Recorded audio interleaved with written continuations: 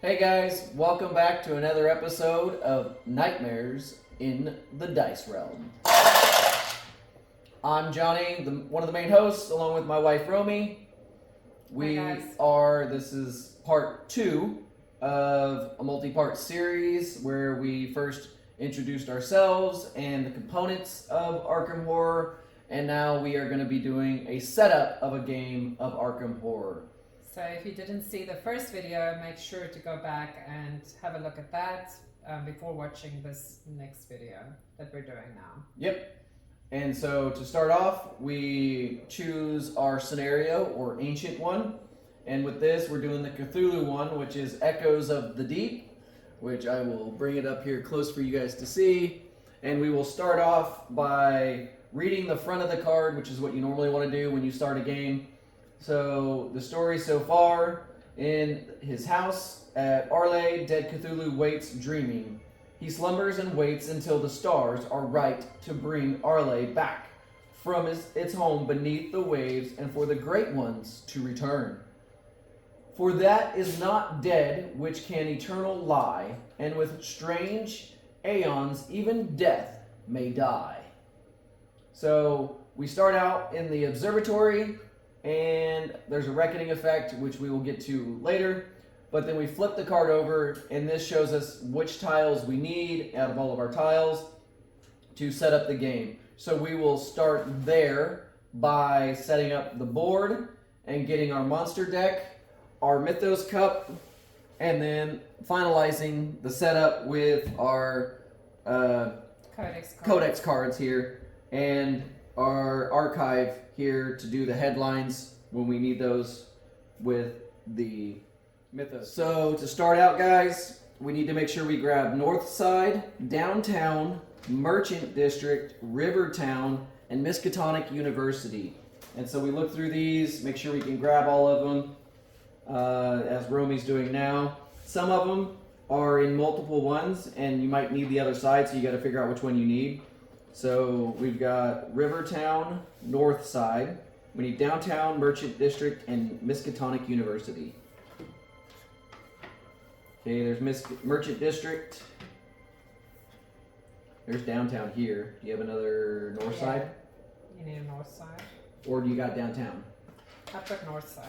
Okay, North Side there. See, as this one had North Side and Downtown, but we need Downtown. So there was another one that had North Side on it and Uptown. We're not needing Uptown this time.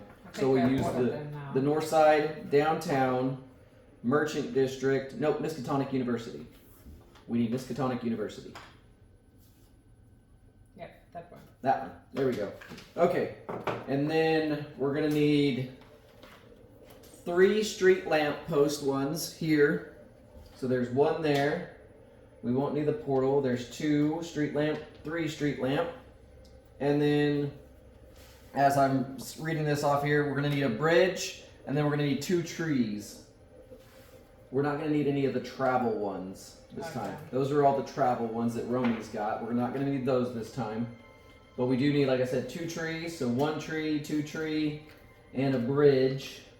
So let me see. Oh, none of those have a bridge. This one, with one of the trees that I chose, has a bridge on it as well, so we'll take that one and then grab another tree over here. So now I've got my 3 street lamps, I've got a bridge, and 2 of that. So now we're gonna lay out our board here so that it matches that, and I'll probably lay it out to where it kind of faces me and be upside down for Romy. So I'll usually set the card off to the side over here, and we'll move our tokens out of the way. So we need North Side up here on the left. The condition cards can go either side, doesn't really matter.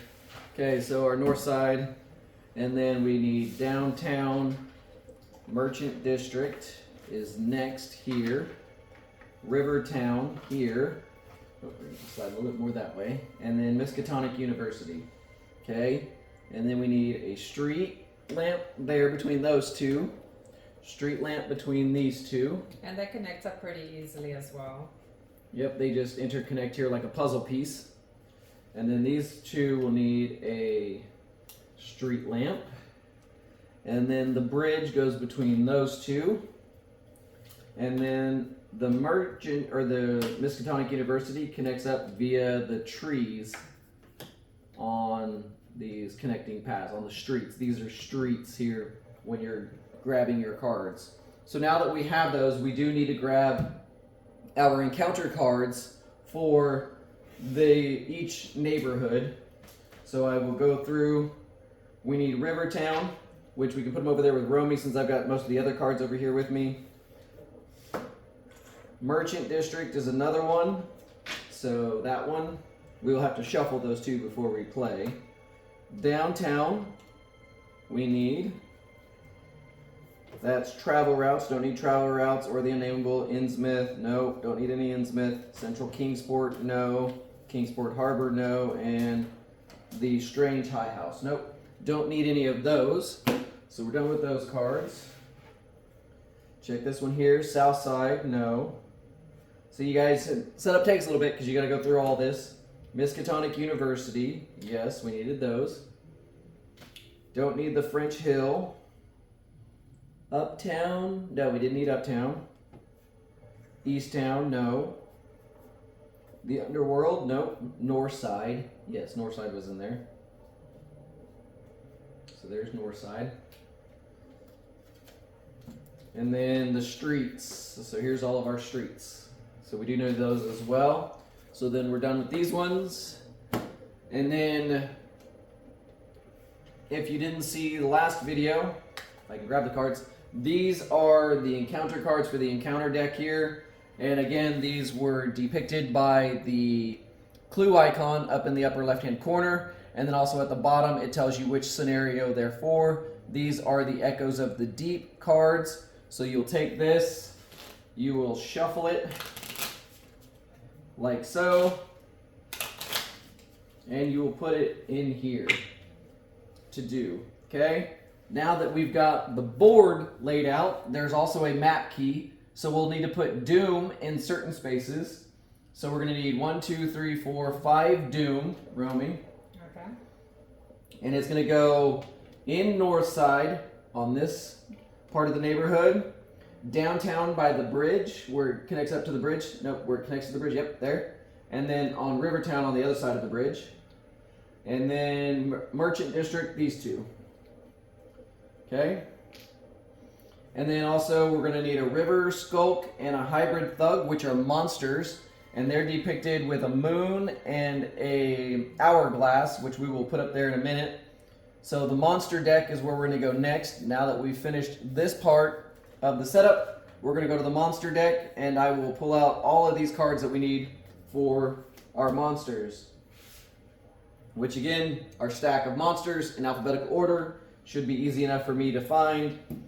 2 Hooded Stalkers, so I just go to H. 2 Hooded Stalkers, Occult Ritualist, which are my O's. And it is very helpful if you have your monster deck in alphabetical order. As mentioned in the previous episode, it does make it a lot easier when you're trying to find the monsters. And then it says all Deep 1 monsters. So there was only 3 specific ones called out, and now it wants all Deep 1 monsters, which I will show you on each of these cards here. You will see where it says Monster Night Gaunt, Monster Dreaming Human. So we're looking for Night Gaunt monsters. Or sorry, Deep 1 monsters, not Night Gaunt. Night Gaunt was the first one I read, which is why it's stuck in my brain. So we need Deep ones. So I gotta go through all of these now and just look for any of them that say Deep 1 there next to Monster and pull those out. And while I'm doing that, Romy will get the Mythos Cup set up, and it's on this player sheet as well, which says Mythos Cup, and she'll pull out and explain how she's doing that. Okay, so it does give you the icons and everything on the Mythos section here. So you have to take out all of these icons and put it into the cup, and that'll form your Mythos Cup. Okay, so it says here 3 Doom. So the Doom icon if you remember from the previous episode, it looks like this. So you need 3 of those.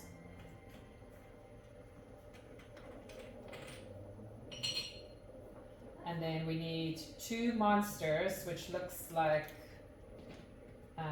almost like a octopus with wings. So 2 monsters, like this purple symbol. Difficult to show you, but yeah, like that. We need 2 clues. The clues is just like a magnifying glass. They're like green in color. So 2 of those. Then 2 headlines. Looks like a newspaper icon.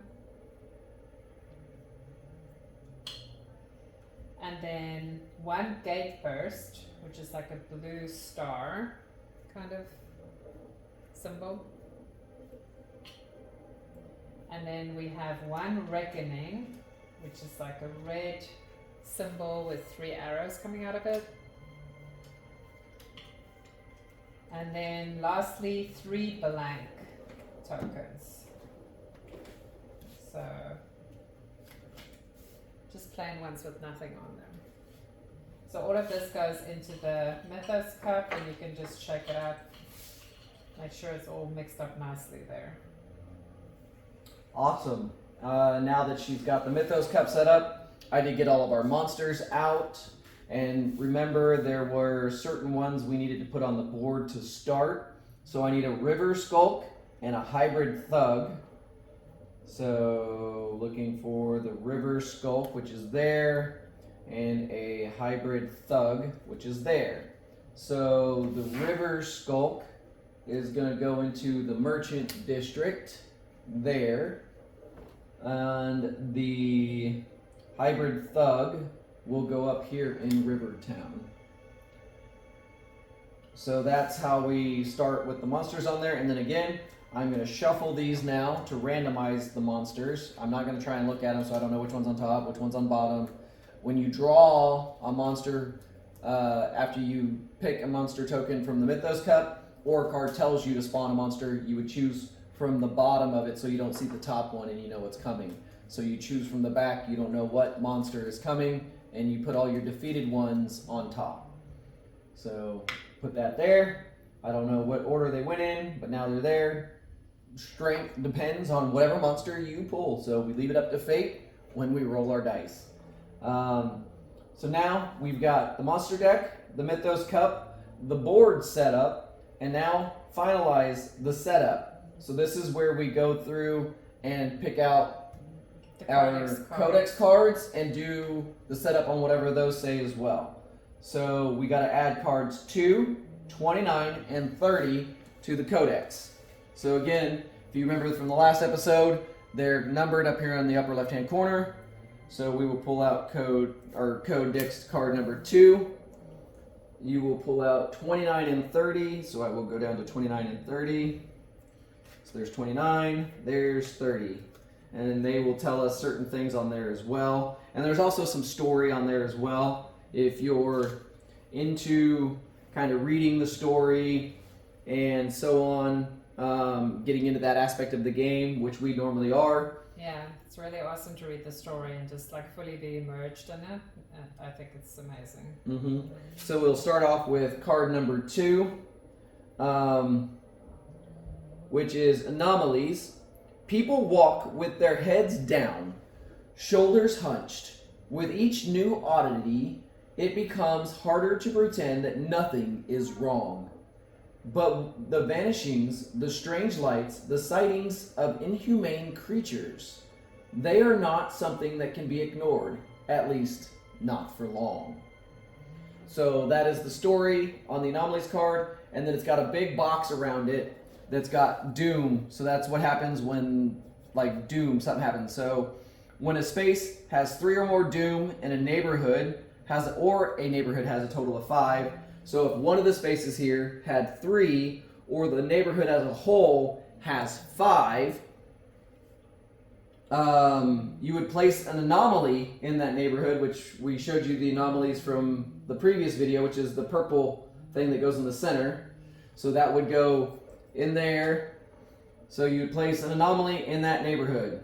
If additional doom would be placed in the neighborhood with an anomaly, place that doom on the scenario sheet instead. So this is not a good thing. So if this gets to an anomaly, then, and it said put another doom on TikTok Club, it wouldn't go there. It would go to the scenario sheet. And you want to try and avoid having doom going Don't to want the that. That's scenario bad. sheet. That's very bad. And then it says if you would resolve an encounter in a neighborhood with an anomaly, you resolve an anomaly encounter instead. So usually during an encounter phase, you would draw one of the cards over here that's on Romy's side, depending on the neighborhood you're in. But if you're in a neighborhood with an anomaly, we will choose an anomaly card, which it tells us we need the Nightmare Breach Anomaly deck cards, which are, that's the Fractured Reality, Visions of the Moon, Temporal Fissure, Lost Souls, Nightmare Breach. So these cards here are the anomaly cards we're going to work with for this scenario. So on the back it says Nightmare Breach, that's how you know which ones you need. And again, these will be mixed up randomly because you don't want to know what's coming next. And then those get placed over there with your regular cards. So those would get drawn when this is in that and you are there doing an encounter. So that would be for the anomalies. Now we go into card 29, which the stars are right. A stifled silence permeates the night air. It would be relaxing if it weren't so uncomfortably humid. Not uncommon for this time of year, and for the fact that you have spent the last several hours cooped up in the observatory at Miskatonic University following up on reports of strange astronomical events. Just as you prepare to leave, a chill washes over you, and something within urges you to look once again toward the stars. A bizarre emerald sheen lies heavy across the sky. You are filled with a sudden unease. What could cause such a thing? Then it's got a clue box, like the other one had a doom box around it. This one's got a clue box around it here. It says, when there are 3 or more clues on the scenario sheet, flip this card. So the backside of this card has more details, and that's what we're trying to complete. We're trying to get clues to put on to the scenario sheet in order to flip this card and go to the next part to hopefully win. Yes. So you're trying to accomplish the different missions on these codex cards to basically get to the end and actually win. Yep. So then we get to card number 30, which was the last card that it told us to get, which is Echoes of the Deep. So as you observe the strange emerald haze, you blink and rub your eyes, swearing that you just saw the stars ebb and flow like the tide. You are about to write the strange phenomenon off as an illusionary side effect of the peculiar weather. When you hear muffled shouts and cries from the streets below, something is happening in the city. As you bolt down the stairs, eager to offer your assistance, the unmistakable smell of the ocean fills your nostrils. And then again, we got another doom box, which is not good. So in this doom box, it says, when there's 4 or more doom on the scenario sheet, flip this card. So again, like the clues, if we have 4 doom, then we have to flip the card. And that's what we don't want. That's what we want to avoid. So that's why we want to avoid getting anomalies in here to put doom onto the scenario sheet. Very bad. Yeah, doom overall is bad. Yes. So try and avoid getting doom on scenario sheets. Yep. And then again, another part of the setup is we've got to do the archive deck where we draw headlines. So you need 11 cards to start. 11 random cards, and then you're done with the rest of them. And then you shuffle those up to make sure they're random. And then we usually put these over by the codex because that's where we keep them. And so we've got the conditions, we've got our allies, our items, and then our spells, and then of course the encounters. And the special items cards. And the special items card in case we do draw something that tells us to grab one of these. We keep that nearby. And then basically once you get that set up, you can grab which character you want, which we've already picked our characters. Do you want to mention to them what character you have? Yep. Okay. I will go. I have Zoe Samaris. She is the chef. I like to cook. And she's just really badass in this game. She's got 5 health and 7 sanity. She's got Grace of St. George. So after I defeat a monster, I may remove 1 doom from my space and recover 1 health. So it benefits me if I go fight a monster, and if I defeat it, then I can remove a doom and restore a health. And then she's also got Answer the Call, which is after I defeat a monster with either elite or an elite monster, I become blessed, which is always good. Love getting blessed. So I want to go defeat an elite monster if I can. And her skills, she's got 3 lore, 2 influence, 1 observation, 3 strength, and 4 will. So that's how you know she's a good fighter, because her will is high and her strength is high. Her lore is okay at 3, and influence and observation are kind of low, so I want to kind of avoid those types of scenarios. On the back for her stuff, I get my starting possessions, which are, remember guys, in the last video we told you each character has a set of cards they come with. So I get to choose 2 of these, but I get to start with the chef's knife, which is a common weapon, and it gives me +2 strength when I'm doing an attack action. And then after I re-roll a die while resolving a test, add 1 to the result of that die. So if I get a chance to re-roll a dice during one of my tests because I didn't fail, I want to try and succeed again, I can add 1. So if I get a 4, I can add it to make it a 5 to make it a success. So I get that one. I also get $3. So I'm going to go over here and grab $3. I get that, and then I get to choose Zoe's Cross or Enchant Weapon, which is, Enchant Weapon is a spell. I can attach it to a weapon, and then once per round while performing an attack action, I may re-roll 1 dice or all the dice. Or I can do Zoe's Cross, which is a curio item. It looks like that. I can after I become engaged with a monster, I may deal 1 damage to this item to test my will and deal damage to that monster equal to my test result. So I can get some free damage to a monster. If I roll my will, which her will is 4, so I would get to roll 4 die. If I roll 4 successes, then I get to deal 4 damage to it free, which is quite good. But I have to do a damage to the cross, which it's only got 3 damage max, so I can only do this 3 times before I have to get rid of the card, which is not good. But again, I'm more of a fighter person. I don't like spells too much unless I'm playing an actual spellcaster. So I will go with Zoe's Cross as my second card. And then the other one, I just put off over here to the side because I don't need it. And then Romy will talk about which character she's chosen for the campaign, or for the scenario. Okay, so I like to play with Tommy Muldoon, which is a rookie cop. He's one of my favorites because he's quite strong when you need to attack monsters. He always comes with a shotgun named Becky. Oh, Becky.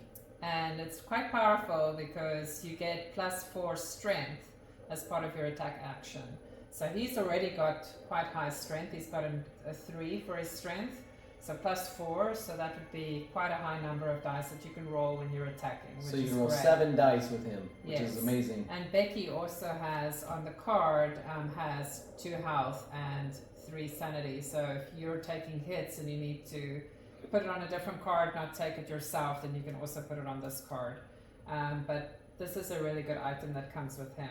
What I like about him as well is that his health and sanity is quite high. He's got a 7 health and a 5 sanity. And then all his other skills are quite high as well. He's not normally a spellcaster, so his lore is quite low, so I wouldn't really recommend doing spells with him. And try and avoid anything that have you test your lore as much as possible with him. But other than that, his observation, his strength, his will, all of those things are quite high, which is good when you're attacking a monster. And one of his other skills that he has is shield from harm. which is if a monster would engage another investigator in your space, you may engage that monster instead. So you can always step up, because I mean he is a guardian, that is one of his roles. So he can always step up and rather engage the monster instead of having somebody else that's maybe weakened or has low health or sanity. Instead of them taking on that monster, he can step up and do that instead. So that's a really great part of him. Yep. So his starting positions is Becky, of course, as I mentioned. He also gets $2 that he starts out with. And then I can choose between 2 cards that's still remaining. One of it is his motorcycle, and another one is handcuffs. So with the motorcycle, it says that you can normally move additional spaces with a vehicle, with any investigator that has a vehicle, which is always a great thing, because sometimes you have to get to the other side of the map and you only have so many moves you can do. So if there is a vehicle option at all, then I would recommend taking that card. So in his case, with the motorcycle, instead of a normal move action, you move up to 3 spaces and may spend $1 to move 1 additional space.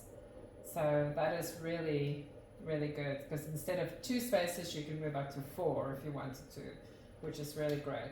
Other than that, the handcuffs is a common item, which is once per round after you damage, disengage, or are damaged by a non-epic human monster, you may defeat that monster.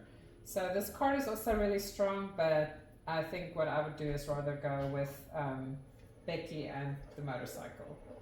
So, yep, that's my character's details. So, like we said, there's multiple choices you can make usually with your character, and it depends on the way you play style. I mean, you might have a similar play style to Romy, but you would choose the other card instead of the motorcycle because you don't care about movement as much. But it all depends on everybody's play style and how you decide to play the game. You're going to figure that out on your own as you play it and lose over and over and over again. And then eventually, hopefully, has happened a lot. Yeah. To us. We mentioned that last episode. We've lost a lot in Arkham Horror. And I think that's with quite a lot of people. It's Yeah. a lot of people we've spoken to that said that they lost horribly so many times as well. I mean, only won once and such. So even if it goes really well throughout the game, always at the end there's some sort of twist or something that happens and you lose it all of a sudden. So it is very intricate. You really have to stay on top of it throughout the game, really know what you're doing, really strategize. And then hopefully you can win and make it through. So Yep, exactly. And so, like I read earlier, our starting space is the observatory. So we would take our token for our character and place it on Miskatonic University at the observatory, and that is our starting space for the game. And that will be referred to throughout the game. We will go into details when we actually go into gameplay. But that is how you set up the game or scenario that you're playing. there's one more thing I wanted to mention. Go ahead. You get this player action card as well. It's really nice, especially in the beginning when you're just starting out and you don't know all the different phases yet. Yes. And things that you can do. It's good to keep this handy next to you. It explains all the different actions you can take, as well as the different phases in order, so that you know what happens when. Yes. And it just guides you really well. So as mentioned on here, we will go into this as well during the gameplay section of our videos, but which will probably be in our next episode. Yes. But you can move, you can gather resources, you can focus a skill of your choice, you can ward, which is removing doom on a certain space, you can attack a monster, you can evade a monster, you can research a clue, or you can trade. So those are just some of the actions that you can do that's on the card, and then it just mentions the different phases as well. But we will go through that in our next video when we actually play a game. But I just wanted to show you that. Nope, that's a good point to bring up in utilizing that. So, well, we've got the game set up, and we hope you enjoyed this episode of how to set up a scenario for Arkham Horror.